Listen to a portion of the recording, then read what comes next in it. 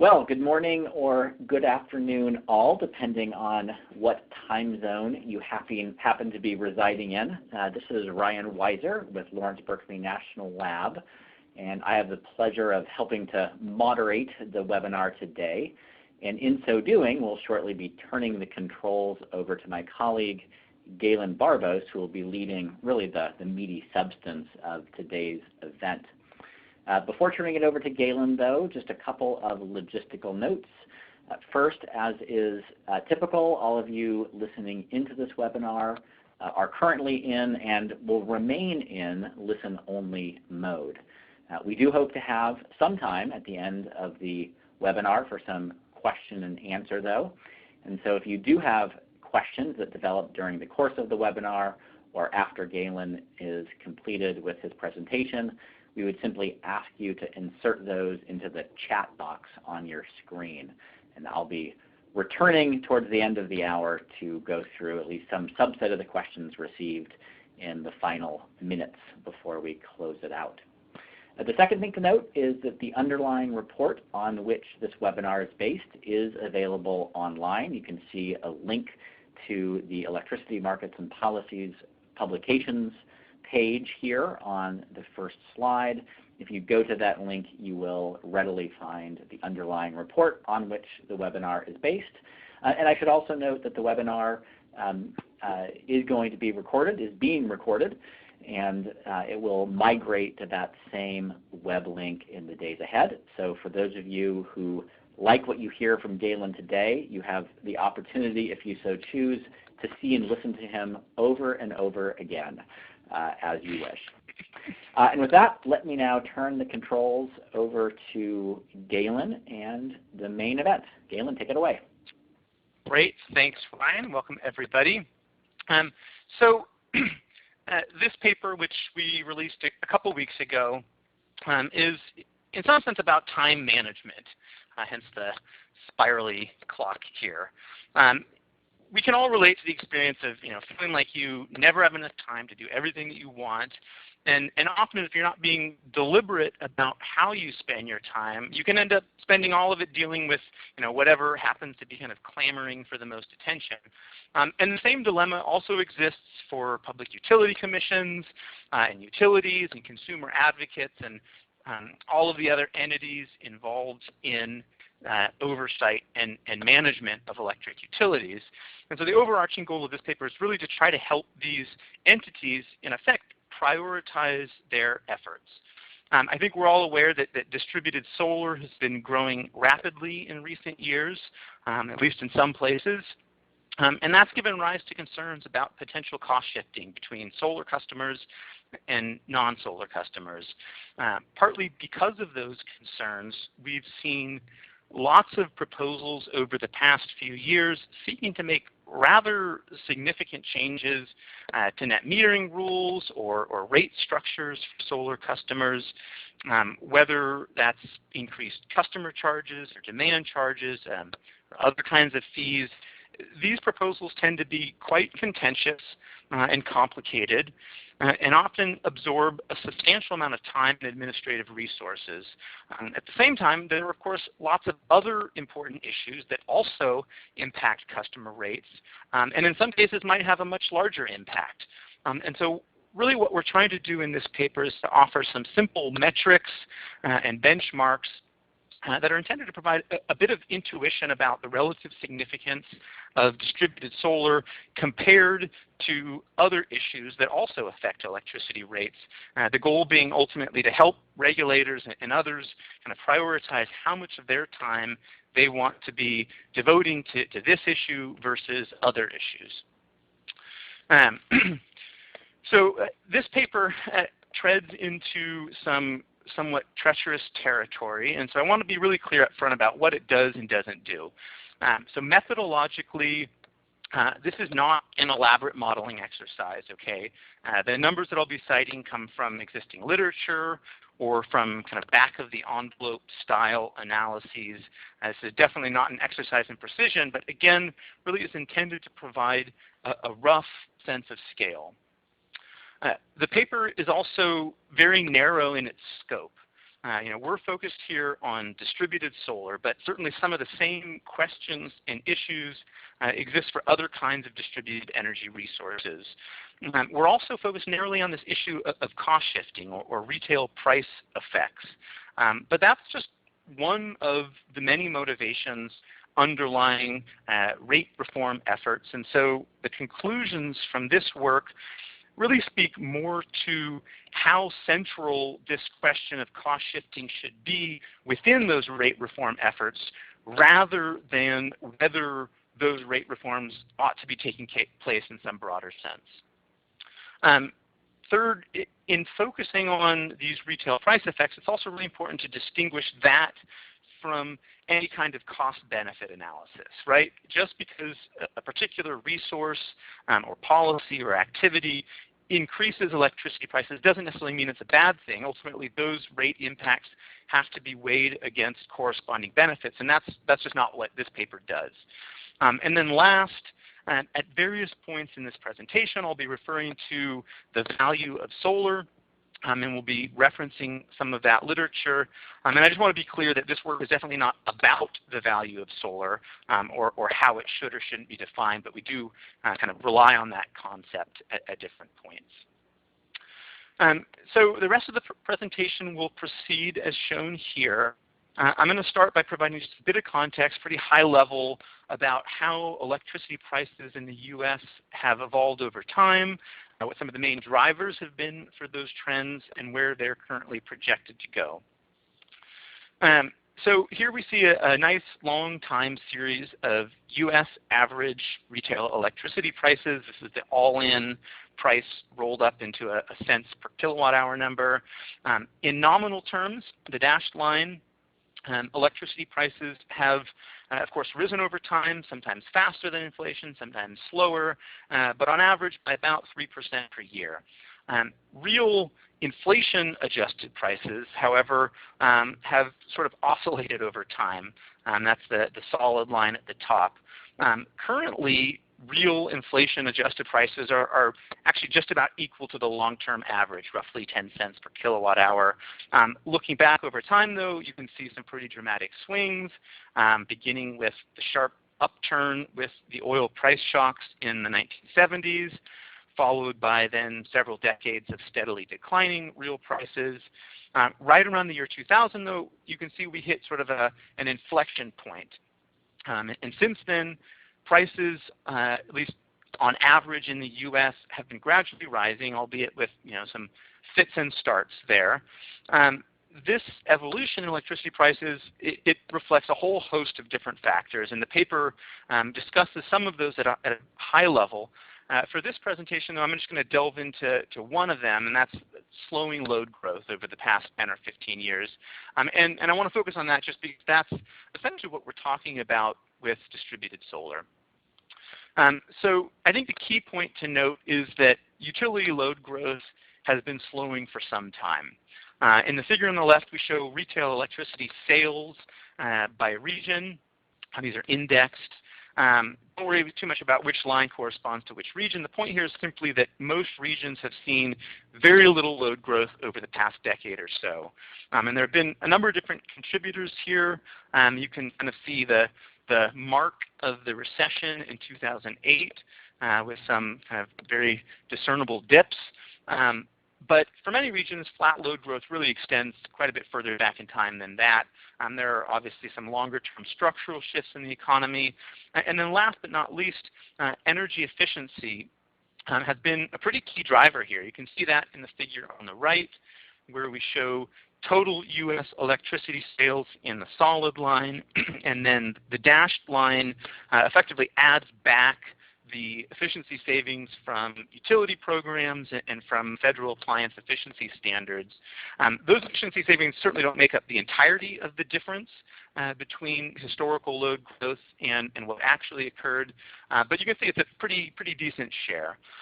Now, solar might one day have a similar story to tell, but as we'll see in some later slides, there's really no comparison to energy efficiency at this point in terms of their historical effects on utility sales growth.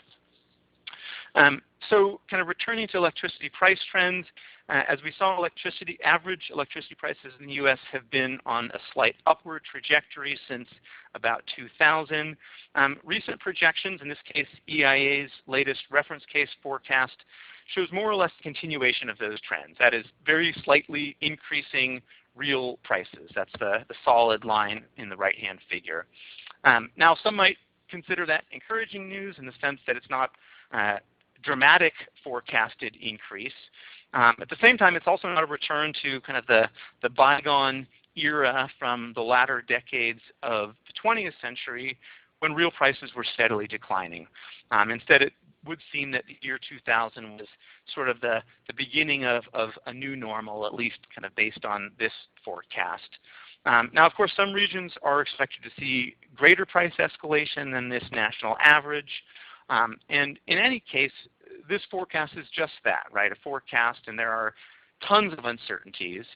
And so notwithstanding the relatively kind of modest rate of price escalation shown here, it's natural that there might still be some general apprehension about the possibility of dramatic price hikes on the horizon. And that may be helping to fuel some of the anxieties about how distributed solar might affect retail electricity prices. So with that bit of context, I want to talk now about how large of an impact distributed solar might plausibly have on electricity prices. And the focus here is not so much on identifying a specific number, though I will provide a few benchmark numbers just as points of reference. But more importantly, the intent is really to kind of boil this issue down to a few fundamental pieces to provide a kind of a simple kind of back-of-the-envelope style method for quickly gauging how distributed solar might impact retail electricity prices and the potential size of that effect. So if you want to think about how distributed solar affects retail prices, and to be clear, I'm going to talk specifically about regulated cost of service-based prices. It essentially comes down to three fundamental drivers. And those three drivers are embodied in the formula here, which we can use to generate some first-order estimates of how distributed solar impacts retail prices. Now, the first of these three drivers is the distributed solar penetration level. That is the total amount of electricity generated from distributed solar as a percentage of total electricity consumption for a given utility or state or region, what have you. And the relationship here hopefully should be pretty obvious. The more solar you have, the bigger the potential impact on rates. The second driver is the solar compensation rate, specifically the price per kilowatt hour paid for distributed solar generation relative to the utility's average cost of service. So in some of the later examples, I'm going to assume that this ratio is equal to 100%, which means that, in effect, customers are being compensated at a price equal to the utility's cost of service. This is more or less what happens under kind of full net metering with a purely volumetric cent per kilowatt hour retail electricity rate, where the customer is basically getting compensated the full retail price of electricity. So that's kind of that second term. And then the last of these three drivers is the value of solar to the utility, again, normalized relative to the utility's average cost of service. So let's say, for example, that the value of solar is limited to just avoided fuel and power purchase expenses.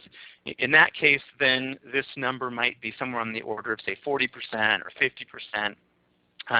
If instead, let's say your analysis shows that solar defers utility capital investments and offsets various other utility expenses, then this percentage might be higher, theoretically even above 100%. The formula here doesn't presuppose how you calculate the value of solar. It just really is intended to show kind of how that fits into this larger issue of possible rate impacts. Now, I should say that this formula is definitely a simplification.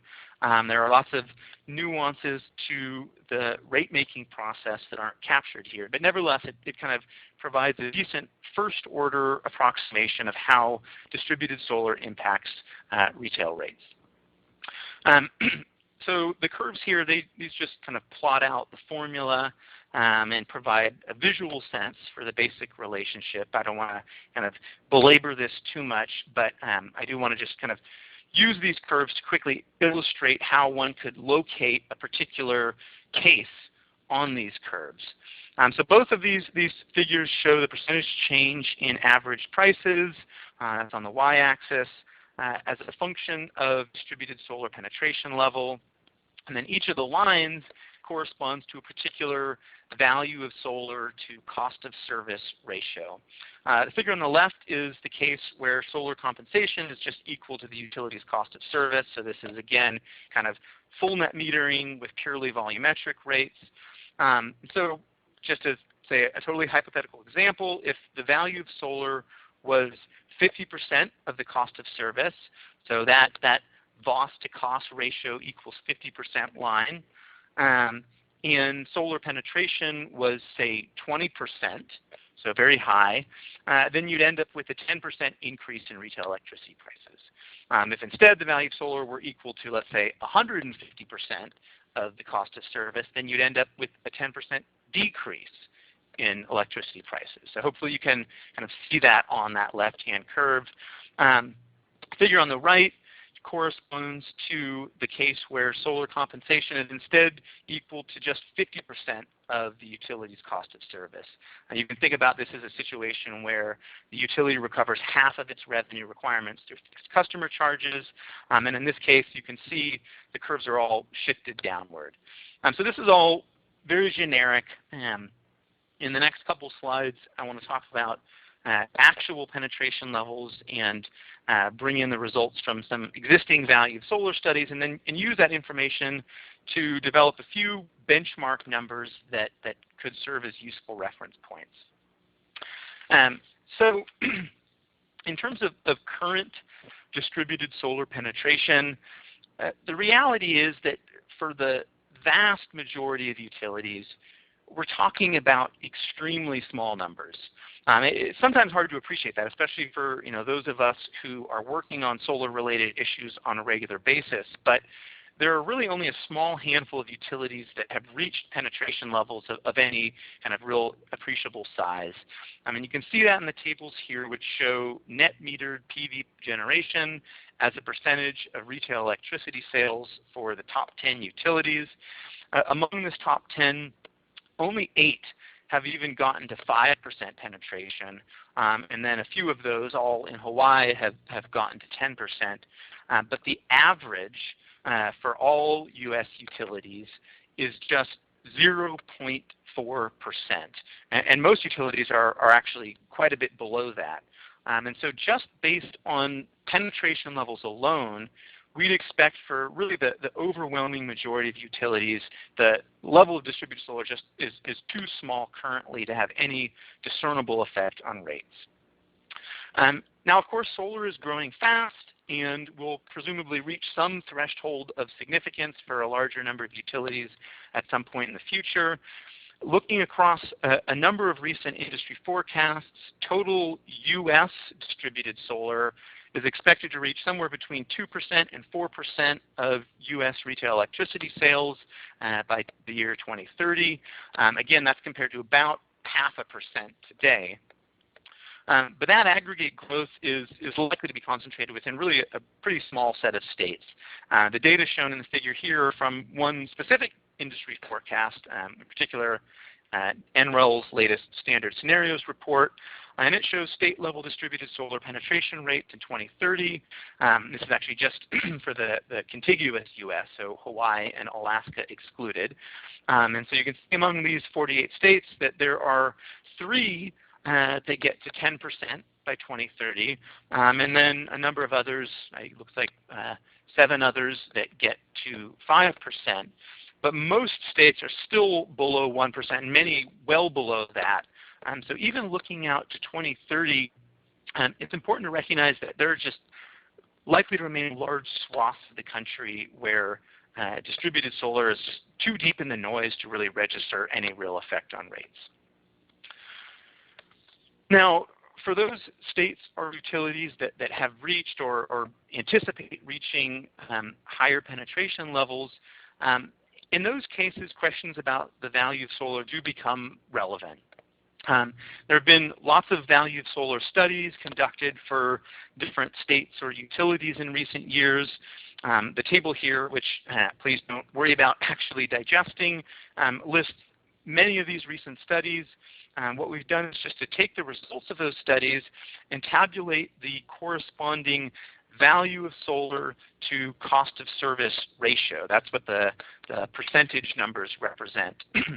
And as you recall, that ratio is the parameter that we need to know for estimating the rate impact.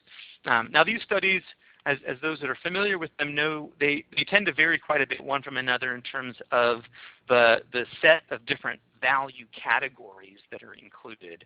And so just for the purpose of our comparison, we tried to standardize the scope of these study results by focusing on just what we are referring to here as the core value of solar components. These are kind of I guess you might call them the traditional utility cost categories. And those are the numbers circled in red. Now even with that standardization, the study results still span a pretty broad range from roughly 50% to 150% of the average cost of service for each utility or region. We definitely didn't undertake any kind of meta-analysis of these studies, but in general, those at the lower end of this range tend to ascribe relatively low capacity value to distributed solar. So in those cases, the value of solar is principally avoided fuel and power purchase expenses. And then conversely, those studies at the upper end of the range tend to have larger underlying estimates for capacity value. My purpose here, though, is really not to kind of try to dig into the differences behind these studies, but really just to kind of establish the broad range. So now we've got an equation and we've got some sense of the numbers that could populate that equation. And with that, I want to now offer just a few kind of benchmark numbers for the potential effects of distributed solar on retail electricity prices. These benchmarks, which are listed in the table here and also in the figure, correspond to 3 different penetration levels. And for each of these penetration levels, all that we've done is just kind of calculate the range in potential rate impacts based on that 50% to 150% value of solar range, and then further assume, in effect, full net metering with volumetric rates. And so the first of these 3 numbers corresponds to current U.S. average distributed solar penetration levels. As we saw, current average penetration rates are extremely low, and so not surprisingly, the retail price effects is correspondingly quite low, just plus or minus 0.03 cents per kilowatt hour. At projected penetration levels in 2030, so I don't know if you recall, but on that slide where we were looking at the NREL standard scenarios forecast, U.S. average penetration gets to 3.2% in 2030. At that level, the average effect on retail electricity prices would be plus minus 0.2 cents per kilowatt hour. And then finally, at 10% solar penetration, so this is kind of a representative high penetration level, the effect on retail prices would range from plus to minus 0.5 cents per kilowatt hour. So the plus minus ranges for each of these penetration levels, of course, correspond to the value of solar range. So if the value of solar is closer to 50% of the cost of service, then the retail price effect would be closer to the upper bound of these price ranges.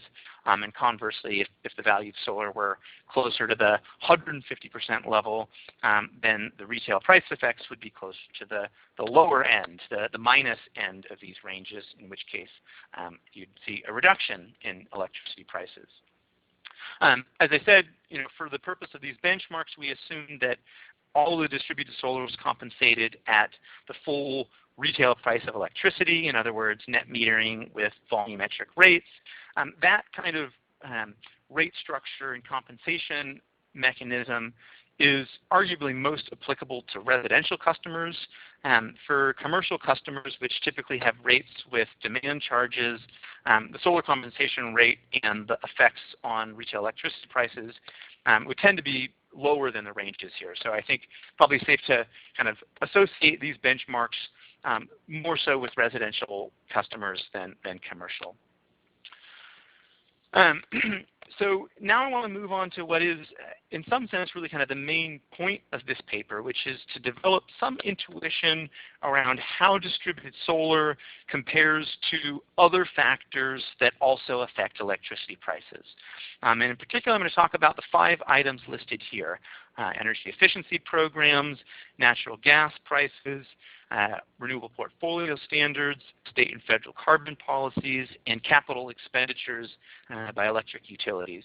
This is certainly not a comprehensive set, but we chose these particular issues as ones with fairly broad geographic applicability. I also want to reiterate again that in discussing these issues, we're really just focusing narrowly on this rate impact question, right? That there are lots of other important considerations that would go into evaluating or comparing each of these things to one another. And I definitely want to discourage folks from interpreting any of what will come as being kind of either a criticism or endorsement of one thing or another. That's really not what this is about. That said, to the extent that minimizing rate increases is a priority, a policy goal, it's useful to know what things might represent some of the largest potential rate increases, and therefore where PUCs and utilities and others might want to direct their efforts in order to minimize or manage those rate impacts. And that's really the purpose and spirit of this work. So I'm going to talk first here about energy efficiency from the perspective of its effect on electricity rates. Net meter PV is a lot like energy efficiency. In both cases, you have resources that reduce electricity sales, and that then can lead to price hikes, at least in the near term, as utilities look to recover their embedded or sunk costs over a smaller base of retail sales. There are certainly some important differences between efficiency and distributed solar, but at least as a kind of first order approximation, it's useful to think about how these two things compare to one another in terms of their relative effect on electricity sales. Now, when thinking sort of historically and looking at their relative historical impacts, efficiency has had really just a much larger effect on electricity sales, 35 times larger to be precise. And this shouldn't come as too much of a surprise, given that energy efficiency policies have a much longer history in this country, and the effects of those programs and policies accumulate over time. However, even on a going forward basis, efficiency is still likely to be a much greater driver for erosion of electricity sales growth. We estimate roughly 5 times greater from now through 2030. That's illustrated in the figure here, where we've actually kind of parsed out energy efficiency into 2 different buckets. There are actually some other buckets that we haven't even accounted for here, but I think it's pretty clear in looking at this picture how distributed PV compares to energy efficiency over the next 15 years or so. So given its greater impact on electricity sales, we expect efficiency also to have a greater impact on electricity prices. Just for the sake of keeping things simple, what we're going to do here is just assume that the value of efficiency savings to the utility falls within that same range of 50% to 150% of the cost of service. And with that assumption, what we show here is the corresponding effects on electricity prices. This specifically refers to the effect associated with energy efficiency savings growth over the next 15 years. And what that works out to is about plus or minus 0.8 cents per kilowatt hour as in terms of the average effect on U.S. retail electricity prices in 2030. And so we've layered that onto the figure from before, so you can see how this compares to the effects from net meter PV. And it's clearly larger not only than sort of the average effects from PV over the next 15 years, but larger even than the effects in sort of a high penetration utility or state. Now, to be perfectly clear, the point here is not to somehow cast energy efficiency as being a bigger problem or a more of a bad actor than PV. In fact, if anything, I think there's probably an abundance of evidence to suggest that energy efficiency generally tends to be one of the cheapest ways of meeting energy demand. However, the fact that energy efficiency could have effects on electricity prices that are seemingly so much larger than PV, but yet are much less controversial, raises an interesting question. And what I think it helps to illustrate is that the short-term rate impacts that occur as a result of resources that reduce electricity sales, like efficiency or like net metered PV, that those impacts are much more likely to be acceptable when two conditions hold. The first is that you're able to show that the resource yields net cost savings to utility ratepayers over the long term. And so that's where kind of questions about capacity deferral benefits or reliability benefits or other kind of longer-term benefits become particularly important. The second condition is that there are adequate opportunities for all ratepayers to participate. And this has been, at least historically, the challenge for PV, but that's started to shift as the costs of solar have fallen and as various business models and initiatives have been launched to try to expand solar and kind of broaden the swath of the customer base that has access to this resource. So next up on our list of electricity price drivers is natural gas prices. Natural gas, of course, represents a large and growing percentage of electricity generation in this country. And natural gas prices, although they're currently quite low, they are prone to fairly high levels of volatility. And we see that in the historical data shown in the figure here. Going forward, that uncertainty can be represented in terms of the confidence interval trajectories, the dashed lines in the figure here, which were developed by a colleague of mine. In thinking about what this means for electricity prices, there are a few important points to note. First is that gas price uncertainty is skewed upward. Second is that electric utilities and generators generally have limited options for financially hedging against long-term gas price uncertainty. And in part because of that, the price risk ultimately is borne by electricity consumers. In regulated states, fuel supply costs are generally just kind of a straight pass-through to ratepayers. And in restructured markets, the effects of gas prices on electricity prices actually can be kind of amplified in some sense because gas-fired generation is often the marginal resource and so is setting the price paid for all electricity purchased in the wholesale market, even non-gas-fired generation. So to kind of develop some benchmark values for how a rise in gas prices could affect electricity prices, what we did is we assembled a large number of different electric sector modeling studies that have been performed over the past few years. Each of these studies forecasted future electricity prices under a range of different natural gas price trajectories. And we used those results to sort of develop essentially some sensitivity factors that show how a given change in gas prices would affect electricity prices. And what that kind of synthesis showed is that for each dollar per million BTU increase in the price of gas, retail electricity prices in 2030 would increase by about 0.4 cents per kilowatt hour on average, and by 1 cent per kilowatt hour or more in restructured markets where, as I mentioned, there's kind of this amplification effect that happens by virtue of kind of market clearing prices.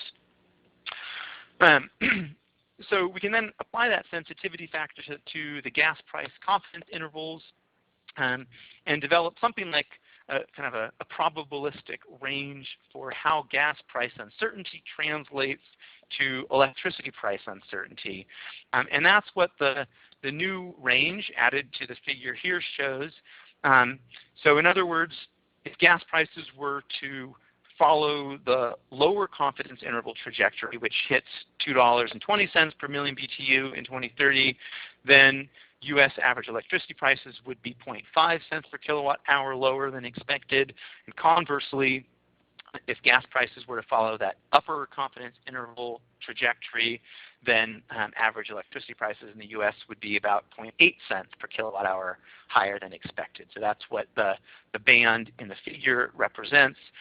For restructured states where that sensitivity is higher, the effects could be even more pronounced, something like 1.5 to 2.2 cent per kilowatt hour increase relative to the expected case. If gas prices were to follow that higher trajectory. Now, as I mentioned, utilities' ability to financially hedge against these risks can be pretty limited, at least over the long run. But utilities do have the ability to manage and mitigate these risks through their resource planning processes, where they can kind of evaluate fuel diversification within the context of their overall energy procurement strategy. So there are kind of certainly options available to PUCs and utilities and others who want to focus on kind of mitigating the risk of electricity price increases associated with gas prices.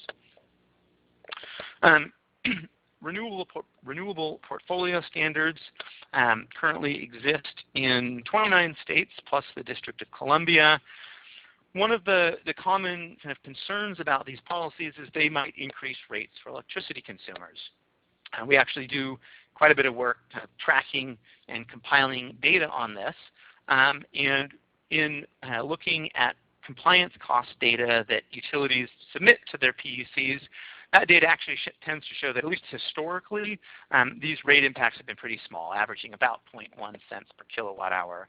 That said, RPS targets are definitely ramping up over time, and a number of states have recently made some pretty significant increases in their future targets. And so it's natural to consider what kind of rate impacts these policies might conceivably have in the future. So to answer that question, we took certainly a simplified approach and developed some very broad upper and lower bound estimates for each state, again focusing on the year 2030, and that's what's shown in the figure here. So this was just really a spreadsheet style analysis driven by a relatively small set of parameters, and the key assumption driving these ranges is the renewable energy certificate, or REC, price. For our upper bound estimate, we assume that REC prices in each state are trading at their caps. For those that are familiar with renewable portfolio standards, this is an alternative compliance payment, or ACP rate. We also assume in these states that any administrative cost caps, which are the yellow lines in the figure, that those caps aren't enforced. So this is definitely an extreme scenario, and in effect represents a situation where there are persistent shortages of renewable energy supply. And that's what causes REC prices to be high, right? When there's not enough supply to meet demand. At the opposite end of the spectrum, RPS policies could also lead to slight decreases in electricity prices. That's what's shown at the lower end of these ranges. And that would be the situation if the markets were oversupplied. That is, if there was much more renewable generation than was needed to meet RPS targets, which would cause REC prices to be low. And this is something that we've seen and continue to see in some places. So the gap between the lower and upper end of these ranges obviously varies quite a bit from state to state, depending on the RPS target levels and other sorts of provisions. On average, though, across all 30 RPS states, the effect ranges from a 0.3 cent per kilowatt hour decrease to a 1.4 cent per kilowatt hour increase. That's what the dashed lines show. And so kind of carrying those dashed lines over to our comparison, we can see how the potential price effects of RPS programs kind of line up with the other items. Important point to emphasize here is that PUCs and utilities and state legislatures have quite a bit of leverage over the ultimate rate impacts of RPS programs. This leverage partly consists of states' abilities to facilitate renewable energy development so that the growth of supplies keeps pace with RPS targets and keeps REC prices in check. So this can include, for example, programs or rules that help to facilitate long-term contracting or initiatives that ease project siting and transmission expansion for renewables. Then, of course, there are lots of ways in which RPS programs can also be designed in ways that minimize their rate impacts, whether through geographic eligibility rules or ACP rates or rules related to how those ACP funds are used, or the RPS targets themselves. So lots and lots of levers here that states and utilities and PUCs can look at. So next up on our list here, a number of states and regions have developed policies aimed at limiting carbon emissions. And then at the federal level, there's of course the Clean Power Plan, which as everyone is likely knows is under stay and facing an uncertain future. At the state and federal level, however, there are two active cap and trade programs, one in California and then the Northeastern Regional Greenhouse Gas Initiative, RGGI. Up until this point, those programs have had pretty minimal impacts on rates, and that's happened for a few reasons. First, other complementary policies in these regions, like RPS programs and efficiency programs, have kept those allowance prices low. And then secondly, many of the states participating in these programs have opted to use some portion of the revenues generated through their allowance auctions to provide refunds to consumers on their electricity bills. And so that's also helped to kind of defray some of the compliance costs associated with these programs. Now going forward, there are efforts in both of these regional programs to tighten targets further, and then at the federal level, of course the CPP is still technically on the books. The figure here compares the results from a number of electric sector modeling studies that have estimated the impact of the CPP on retail electricity prices. Although these particular studies may be somewhat moot at this point, I think they help to illustrate an important and more general point, which is that the retail electricity price effects of carbon policies, whether at the state or federal level, depend critically on how those policies are designed and implemented. In the specific case of these analyses, you can see a range in the potential impacts from 0 to 1.5 cents per kilowatt hour. That range largely reflects varying assumptions about how states choose to implement the federal standard, whether they opt for a mass-based or rate-based approach, how they allocate emission allowances, scope of allowance trading, and so forth. And for some individual state and region, these implementation issues can take on even greater significance than the range shown here. So here we layer that range onto the chart from before. As with the other issues we've discussed, our purpose here is really just to kind of highlight some of the points of leverage for utilities and PUCs who are concerned about keeping electricity rates low. When it comes to carbon policy, the numbers here help to demonstrate, as I said, kind of the importance of how those policies are designed and implemented and administered. And those are decisions that often fall under the purview of state legislatures and state air resource boards, but PUCs and utilities can also have important input. Beyond that, though, PUCs and utilities also have the ability to manage ratepayers' exposure to some of these risks through the resource planning process by, again, kind of diversifying the generation mix in much the same way that natural gas price risks can also be managed. Last but definitely not least is the subject of utility capital expenditures.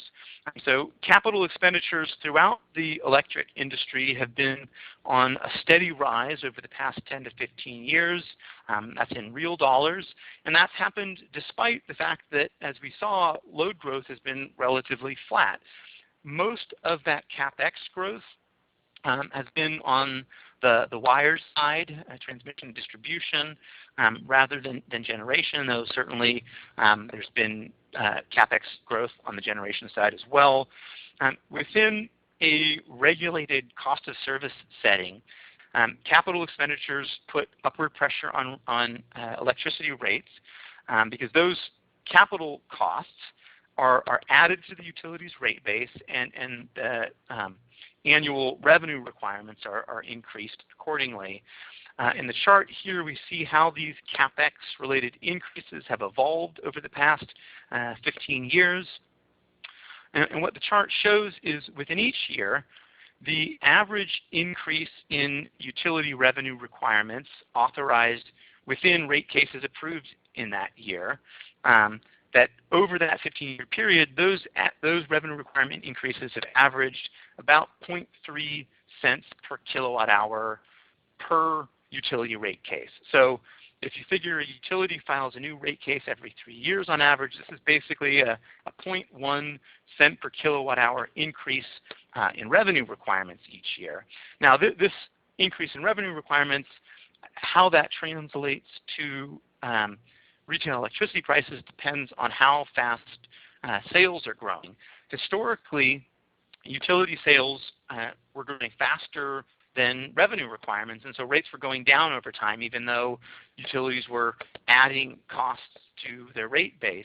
We're now in a period where sales growth is relatively flat, and so increases in revenue requirements associated with new capital expenditures are putting greater upward pressure on electricity prices than what we saw in the past.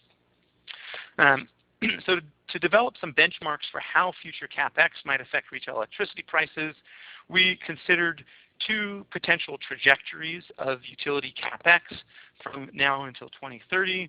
And I'd say neither of these are especially extreme, but they're kind of easy to understand and get your hands around. So at the low end, we assume annual Capex remains flat current levels in real dollar terms. And that trajectory is pretty consistent with a recent study by the American Society of Civil Engineers, which estimated the minimum level of investment needed just for maintaining reliability without any kind of major transformation of the electric sector. And that cuts across generation, transmission, and distribution. Then at the high end, we assume that Capex over the next 15 years continues to grow at the same rate as over the past 15 years, so 6% per year on an inflation-adjusted basis. The other key determinant here is the cost of capital, which is currently quite low, but we consider a range here based on kind of the historical variation in the average annual cost of capital for electric utilities, which you can see in the table has kind of generally ranged within this band of 6 to 9%. Based on these two cases, capital investments by regulated utilities over the next 15 years would entail somewhere between a 1.6 cent per kilowatt hour and 3.6 cent per kilowatt hour increase in U.S. Average retail electricity prices. And then, of course, there are some utilities, for example, those with nuclear plants under construction or major grid modernization initiatives underway, where the effects might be greater or more accelerated. So relative to the other issues we've talked about so far, it's clear that utility Capex is really kind of the biggest ticket item, as it were, at least in terms of its potential impact on rates. Now, of course, these capital projects can provide important benefits and may ultimately be judged by PUCs to be prudent investments of ratepayer dollars. The point here is really just to highlight that this is an area where regulatory oversight and stakeholder involvement can potentially have the greatest impact in terms of managing and minimizing electricity price increases. So with that, I'm going to end with just a few high-level conclusions, some of which are perhaps a little bit nuanced. The first is that for the overwhelming majority of states and utilities, the effect of distributed solar on retail electricity prices are and will continue to be pretty small compared to most other drivers. That doesn't mean that efforts to reform net metering should be canned, or efforts to reform retail rate structures. Certainly those efforts might still be worthwhile, but if so, I think our point is that there should probably be other objectives aside from cost shifting that are really kind of the overarching focus point. Instead, to the extent that keeping rates low is a priority, there are generally going to be other areas that offer much greater bang for the buck. I think we've shown on the slide, a couple slides ago, the importance of utility capital expenditures, but also the importance of the utility resource planning process and making sure that utilities and other stakeholders are kind of sufficiently evaluating fuel diversification strategies. And that those states with RPS programs are looking at ways of addressing some of the barriers to renewable development. For a relatively small number of states and utilities, distributed solar penetration levels are or will be high enough that the effects on retail electricity prices might conceivably rival some of the other major drivers. Though even then, it's I'd say most likely to be an issue for residential customers. In those cases, questions about the value of solar become more important. Important not just from the perspective of kind of evaluating or assessing the cost shifting, but also potentially mitigating it through strategies that aim to encourage higher value forms of deployment. And then last, those states that are or will be facing especially high levels of distributed solar deployment can also look to experiences with energy efficiency for some lessons.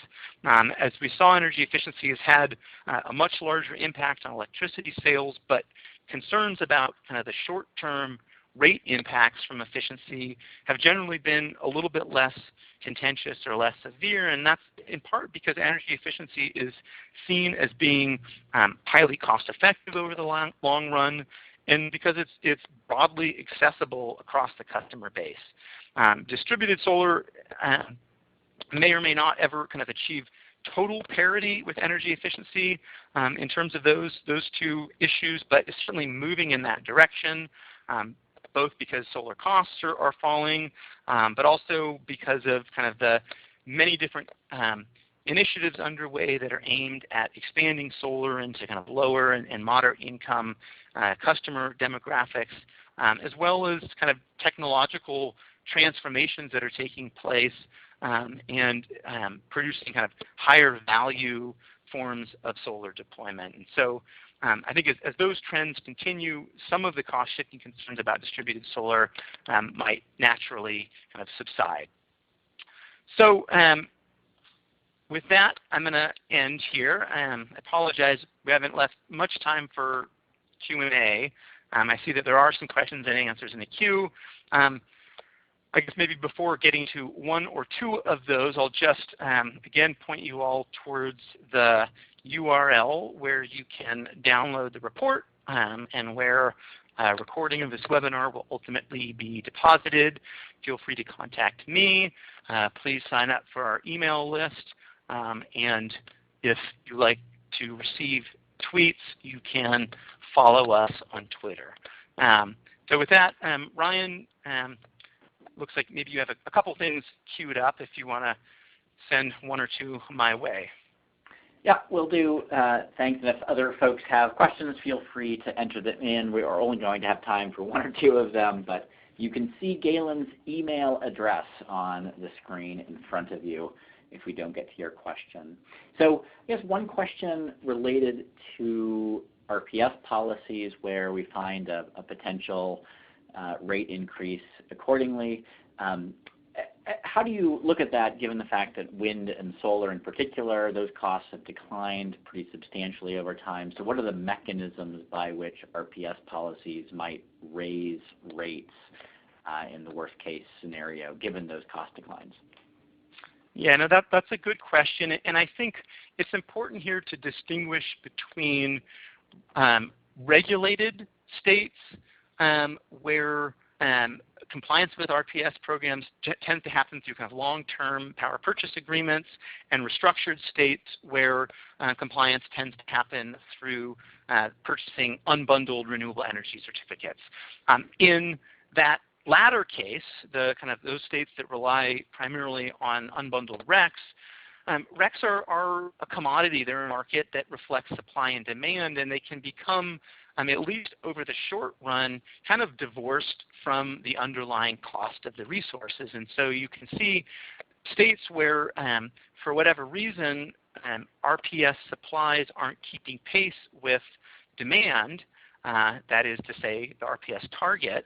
And when that happens, REC prices will rise up to their cap, which can be quite a bit higher than the actual cost of the underlying renewable energy resources. And that's just really kind of a function of how these policies and markets were designed. In regulated states, on the other hand, where compliance is happening largely through kind of bundled power purchase agreements, in those cases, the compliance costs correspond much more kind of directly to the underlying costs or levelized cost of the resources. And so I think it's safe to say that for those states, it's highly unlikely that we would see anything resembling upper bound of the ranges that we see here. And even for the restructured states where reliance on RECs is kind of a dominant mechanism, even there, there can be sort of short-term demand and supply imbalances, but many of these states, they have RPS targets that terminate well before 2030, some terminating in the next couple of years, in fact. And so it seems pretty unlikely that looking out at 2030, those states would be severely undersupplied. But theoretically, it's possible, and so that's kind of the basis for that upper bound. All right. Thanks, Galen. I'm afraid we are not going to have time for any other questions at this point. We are approaching or at the top of the hour. So with that, I think we're going to close the webinar. Again, if we did not get to your question, feel free to email Galen. And as Galen noted, if you are interested in digging into the full report, it is available at the website listed on your screen. So thanks to Galen for giving the webinar, and thanks to all of you for listening in. Have a good rest of your day.